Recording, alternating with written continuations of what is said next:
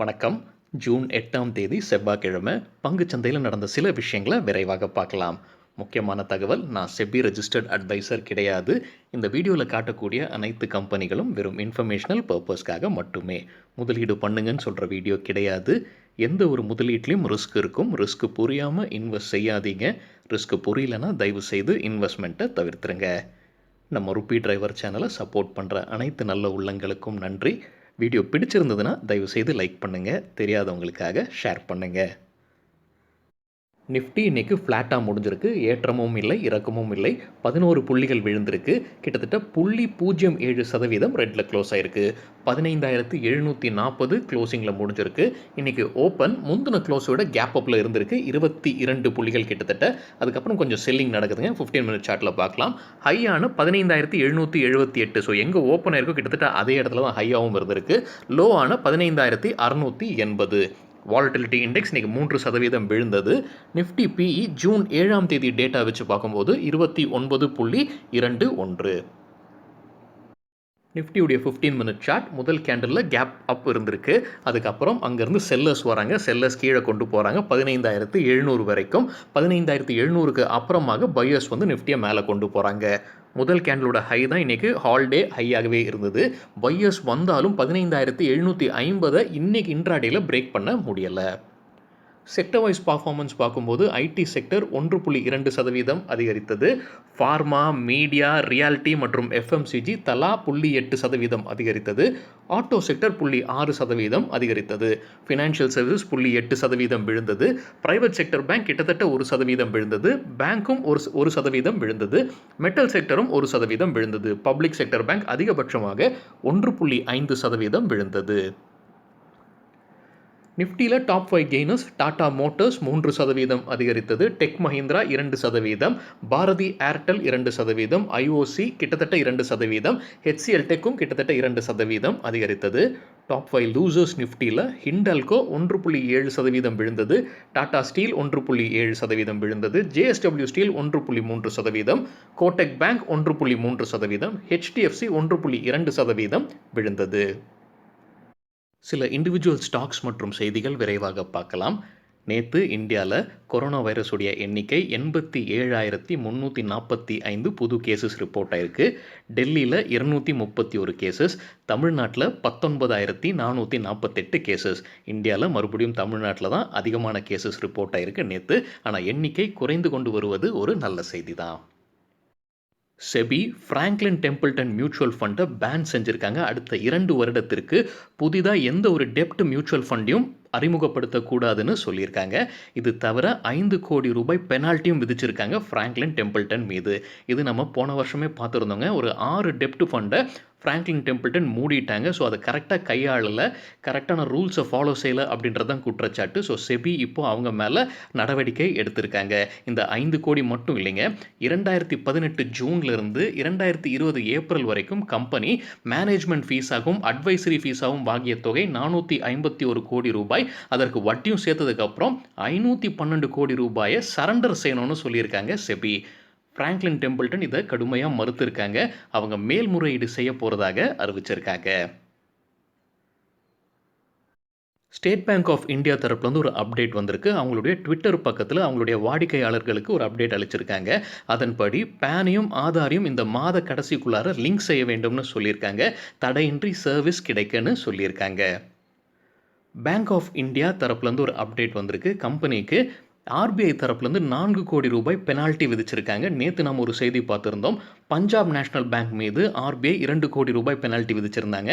அதே மாதிரி இப்போ பேங்க் ஆஃப் இந்தியாவுக்கு 4 கோடி ரூபாய் பெனால்ட்டி விதிச்சிருக்காங்க. என்ன காரணம்னு பார்க்கும்போது அவங்க சில ரூல்ஸை கரெக்டாக ஃபாலோ செய்யலைங்க. குறிப்பாக கஸ்டமரை தெரிஞ்சிக்க வேண்டிய கேவைசி நார்ம்ஸ் கரெக்டாக ஃபாலோ பண்ணல, ஃப்ராட் ரிப்போர்ட்டிங் கரெக்டாக ஃபாலோ செய்யலை அப்படின்ற மாதிரி சொல்லியிருக்காங்க. இன்ட்ராடேல கிட்டத்தட்ட 4% விழுந்தது இந்த கம்பெனியுடைய share price. Punjab National Bank குறித்து எக்கனாமிக் டைம்ஸில் ஒரு செய்தி வந்திருக்குங்க. இப்போ சமீபமாக நம்ம ஒரு நியூஸ் பார்த்துருந்தோம். பஞ்சாப் நேஷனல் பேங்க்குடைய வேறொரு கம்பெனியான பிஎன்பி ஹவுசிங் ஃபினான்ஸுடைய கண்ட்ரோலிங் ஸ்டேக் இப்போ கார்லைல் குரூப்புக்கு போக போகுது பிஎன்பி கிட்டேருந்து. ஏன்னா கார்லைல் குரூப் புதுசாக பணத்தை உள்ளே கொண்டு வராங்க, அதிகபட்ச ஸ்டேக் அவங்க வாங்குறாங்க. ஸோ இது சில ஷேர் ஹோல்டர்ஸ் மத்தியில் அதிருப்தி ஏற்படுத்தி இருக்கின்ற மாதிரி தான் அந்த செய்தியில் சொல்லியிருக்காங்க. இந்த இன்ட்ராடேல இன்னைக்கு 2% வேற விழுந்தது. ஏன்னா நேத்து நம்ம ஒரு நியூஸ் பார்த்திருந்தோம். ஆர்பிஐ பெனால்டி போட்டிருந்தாங்க இந்த பேங்க் மீது. இன்வெஸ்டர்ஸ் கடந்த 6 நாட்கள்ல 2400 கோடி ரூபாய் பிஎன்பில இழந்திருக்காங்கன்னு சொல்லியிருக்காங்க அந்த செய்தியில. டிட்டாகர் வேகன்ஸ் லிமிடெட் இன்னைக்கு இன்ட்ராடேல 4% அதிகரித்தது. ஒரு நியூஸ் போய்க்கொண்டிருந்ததுங்க. அதாவது இந்த கம்பெனிக்கு புதுசா ஒரு ஆர்டர் கிடைச்சிருக்கு. மும்பை மோனோ ரயில் கிட்ட இருந்து கிட்டத்தட்ட 606 கோடி ரூபாய் மதிப்பிற்கான ஆர்டர் அப்படின்றது. ஆனா கம்பெனி தரப்புல இருந்து ஒரு விளக்கம் அளிச்சிருக்காங்க. இன்னும் ஆர்டர் கைக்கு வரல. இந்த டெண்டர் ப்ராசஸ்ல அவங்க தான் லோவஸ்ட் பிட்டர் அப்படின்னு அறிவிச்சிருக்காங்க. ஆனா இன்னும் இந்த ஆர்டர் ஆஃபிஷியலா அவங்க கைக்கு வந்துருச்சுன்ற மாதிரி தகவல் எதுவுமே மும்பை மோனோ ரயில் கிட்ட இருந்து வரல இதுவரைக்கும்னு சொல்லியிருக்காங்க கம்பெனி. அதுக்கப்புறம் கொஞ்சம் ஷேர் பிரைஸ் விழ ஆரம்பிச்சதுங்க.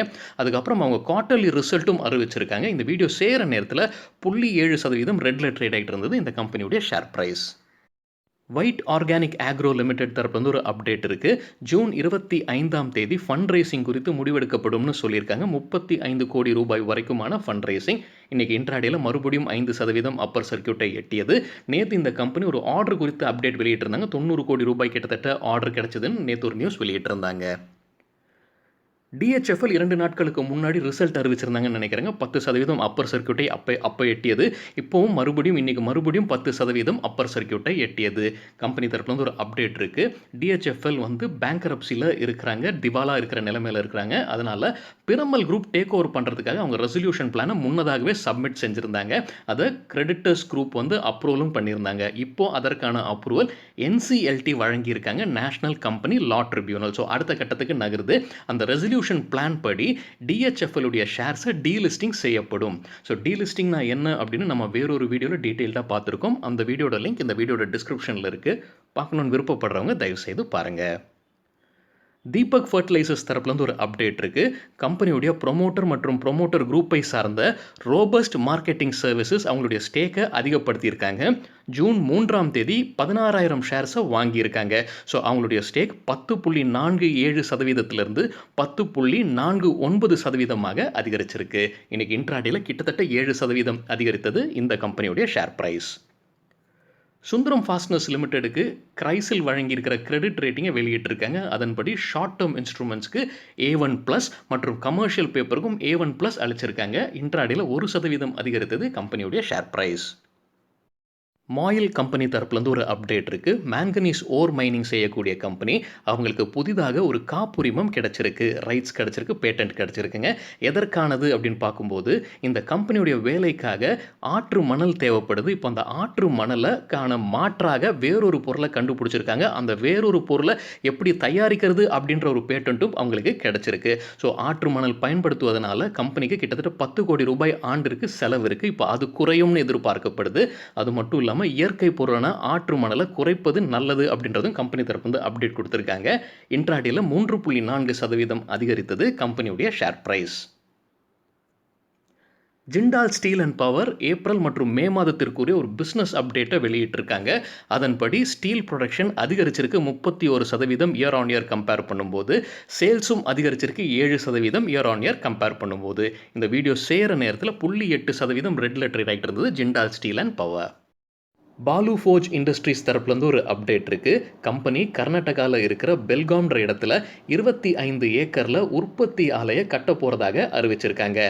இதற்காக அங்கே இருக்கிற கர்நாடகா அரசுடன் ஒரு ஒப்பந்தத்தில் ஈடுபட்டிருக்கிறதா அறிவிச்சிருக்காங்க. இன்ட்ராடேல 5% அதிகரித்தது கம்பெனியுடைய share price. Shriram Transport Finance கம்பெனிக்கு அவங்களுடைய போர்டு வந்து ஃபண்ட் ரைசிங்க்கு அப்ரூவல் வழங்கியிருக்காங்க. ப்ரிஃபரன்ஷியல் பேசிஸில் ஷேர்ஸ் வழியாக இன்னைக்கு இன்ட்ராடேல 2.5% அதிகரித்தது கம்பெனியுடைய share price. ICICI Prudential Life குறித்து மணி கண்ட்ரோல் ஒரு செய்தி வெளியாயிருக்கு. அந்த செய்தியின்படி 867 கோடி போனஸ் அறிவிச்சிருக்காங்க கம்பெனி அவங்களுடைய பாலிசி ஹோல்டர்ஸ்க்கு. யாருடைய பாலிசி எல்லாம் மார்ச் 31, 2021 நிலுவையில் இருந்ததோ அவங்க அனைவருக்கும் இந்த போனஸ் கிடைக்கும்னு அறிவிச்சிருக்காங்க. 15 வருடமாக கண்டினியூஸாக இந்த கம்பெனி போனஸ் வழங்கி வராங்க. அது மட்டும் இல்லாமல் இந்த 867 கோடி போனஸ் வந்து இருக்கிறதுலே ஹையஸ்ட் இந்த கம்பெனி இதுவரைக்கும் வழங்கியதில்லை. ஹெஸ்டர் பயோசைன்சஸ் அவங்களுடைய டிவிடெண்ட் மற்றும் குவார்ட்டர்லி ரிசல்ட்டை அறிவிச்சிருக்காங்க.